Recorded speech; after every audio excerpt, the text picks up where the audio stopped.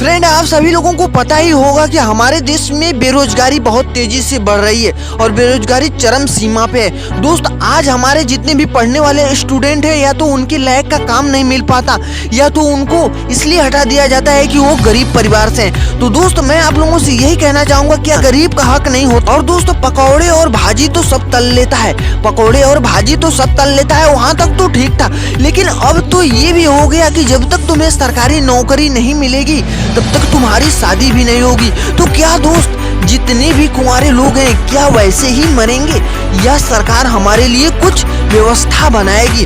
क्या हमें नौकरी देगी या नहीं? स्थिति रहेगी, क्या 90% लोग बेरोजगार पड़े रहेंगे? क्या हमारी सरकार निकम्मी है? क्या हमारी सरकार रोजगार नहीं दे सकती? क्या हमें कंपनियां नहीं मिल सकती?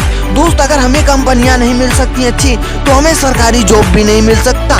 तो दोस्त, आज वही स्थिति बन गई है कि पकौड़े बेचो और चाय बेचो और आलू बेचो और टमाटर बेचो, कभी भी सरकारी नौकरी के चक्कर में पड़ो भी मत। तो दोस्त, क्या हम ऐसे ही सब्जी बेचने के लिए करोड़ों करोड़ों लाखों लाखों रुपए लगा के पड़ते हैं? तो दोस्त, क्या मुझे आप बता सकते हो, क्या कमेंट मुझे कर सकते हो कि आप इस वक्त रोजगार लिए हो या बेरोजगार ही पड़े हो? अगर रोजगार नहीं लिए हो दोस्त, तो अपनी जिंदगी को इस तरह से तैयार करो, इस तरह से तैयार करो कि तुम्हें कोई रोजगार देने पे मजबूर हो जाए और तुम्हें बोले कि बेटा आकर मेरी कंपनी में काम करो।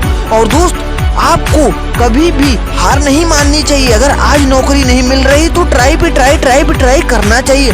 और दोस्त, अगर मेरी बात आपको अच्छी लगी तो सुनते रहो NS।